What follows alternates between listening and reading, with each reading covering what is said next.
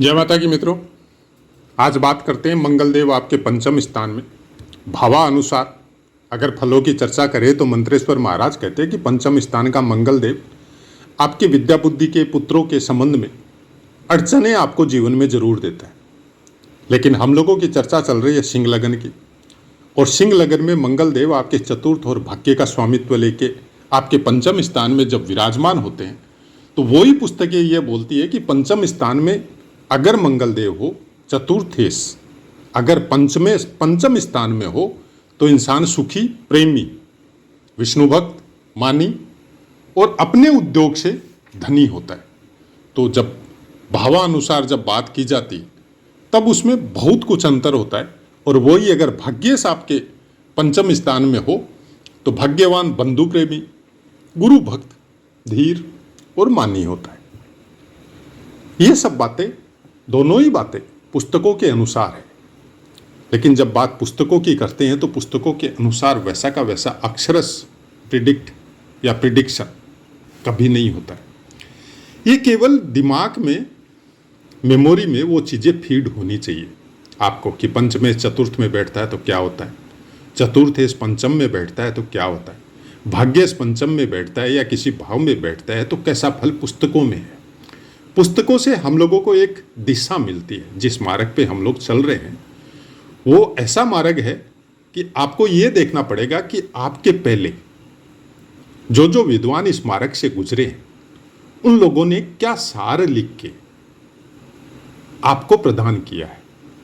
लेकिन आपका जो रास्ता है, आपकी जो यात्रा है, उसी सब्जेक्ट में सेम वैसे की वैसी कभी नहीं हो सकती जैसी उन विद्वानों की थी। फॉर एग्जाम्पल, जिस समय पुस्तकें लिखी गई थी, ऑथेंटिक पुस्तकें, उस समय का युग अलग था। क्यों अलग था? हर इंसान अपने कर्तव्य पालन में संस्कारों से ओतप्रोत होके बुजुर्गों की कही हुई बातों को, वेदों की कही हुई बातों को अक्षरश पालन करता था और उसी अनुसार अपने दायित्व का निर्वाह करता था। तब उस समय की ये बातें अक्षरश वैसी होती थी जैसा उस समय का समय था। आज के समय में और उस समय में, उस समय के मनुष्यों में, जीवों में, प्रकृति में, और आज के समय के मनुष्य, जीव और प्रकृति में आप जितना गुणा कर सकते हैं उतना गुणा चेंज कर सकते हैं। कहाँ सतयुग, त्रेता, द्वापर और कहाँ कलयुग। कलयुग के मनुष्यों में न तो वो ऊर्जा है, न कर्तव्य पालन की वो क्षमता है, न अपने नित्य नियम को वो सही तरीके से पालन करता है।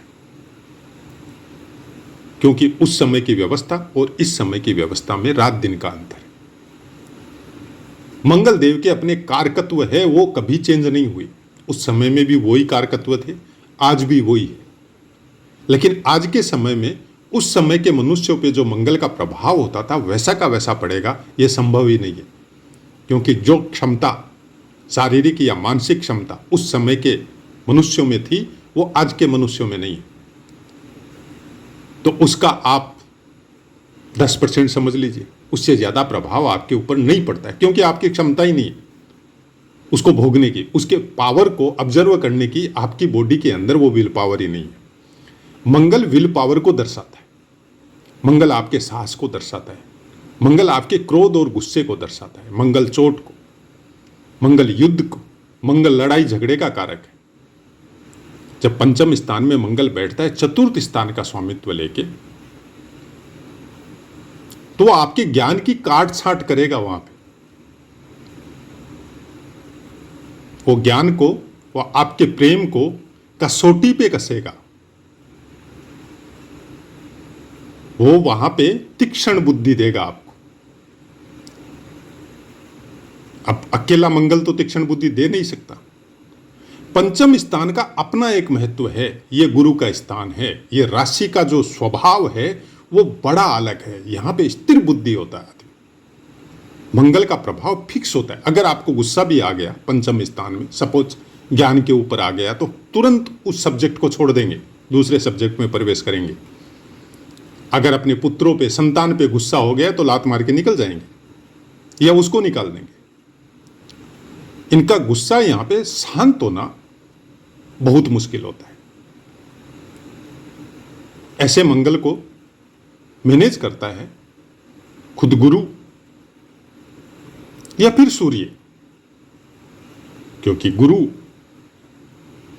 के पास पंचम स्थान का कारकत्व भी है और सिंह राशि में, सिंह लग्न में पंचम स्थान का स्वामित्व भी है उसके पास। यहां पे सूक्ष्म दृष्टि देता है मंगल आपको कि आपके कौन से कार्य की वजह से आपकी उन्नति हो सकती है। ऐसा इंसान ज्योतिष में भी जा सकता है। धर्म से संबंधित कार्यों में विशेष ऊर्जा ऐसे इंसानों के अंदर प्रकृति के द्वारा, प्रकृति प्रदत्त है, वो प्रारब्ध लेके आया है। अगर धार्मिक कार्य के आयोजन में ऐसे इंसानों को लगाया जाए, कर्मकांड की गतिविधियों में ऐसे इंसानों को लगाया जाए, यज्ञ हवन से कनेक्टेड कोई काम में ऐसे इंसानों को लगाया जाए, तो इनकी ऊर्जा देखते ही बनती है। फिर जबरदस्त ऊर्जा इनके अंदर संचार होती है और बड़ा अच्छा कार्य करते हैं। 1000 आदमियों की सेवा करनी है, 1000 आदमियों का आयोजन करना है और उन सबको मैनेज करना है। पंचम स्थान का मंगल बहुत आसानी से कर सकता है। शिक्षा के बारे में प्रेम से कनेक्टेड स्थान है पंचम, और मंगल बैठ के आप ये सोच रहे हैं कि हमारा मंगल भाग्य का स्वामी है, चतुर्थ स्थान का स्वामी है, हृदय मन चतुर्थ स्थान से देखा जाता है। उसका स्वामी अगर पंचम में बैठा हो तो अथाह प्रेम करने वाला इंसान होता है। लेकिन ग्रह को देखना पड़ेगा, उसके कारकत्व को आपको देखना पड़ेगा। ये मंगल है। हाँ, गुरु की दृष्टि आ गई, चंद्रमा के साथ हो गया, तब थोड़ी बात अलग होती है। लेकिन स्वतंत्र प्रभार लेके अगर मंगल है, किसी की दृष्टि नहीं है, जो कि 85% संभव नहीं है, मंगल के ऊपर किसी न किसी की दृष्टि या युति रहती है प्रायकर। बहुत कम बार ऐसा देखा जाता है कि मंगल के ऊपर किसी ग्रह की दृष्टि नहीं है और वो अकेला, और वो भी बली होके बैठा हुआ हो। अगर अकेला मंगल किसी भी स्थान में बली अवस्था में अगर बैठा हुआ है और स्वतंत्र है, परतंत्र नहीं है, न तो किसी की दृष्टि है न उसके ऊपर किसी की युति है, तो फिर उसके फल को काटना शनि और राहु के लिए भी संभव नहीं है।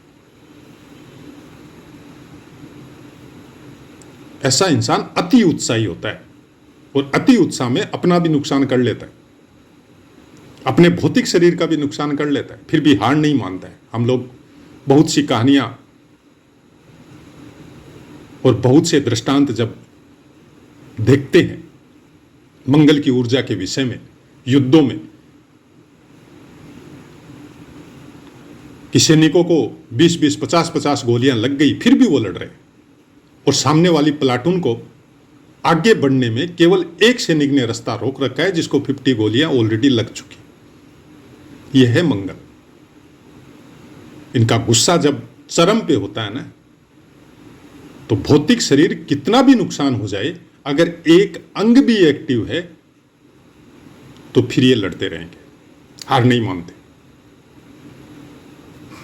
अति उत्साह में इनके अंदर ऊर्जा का इतना प्रबल संचार होता है कि ऐसा इंसान जो चाहे वो कर सकता है। ऊर्जा को मैनेज करना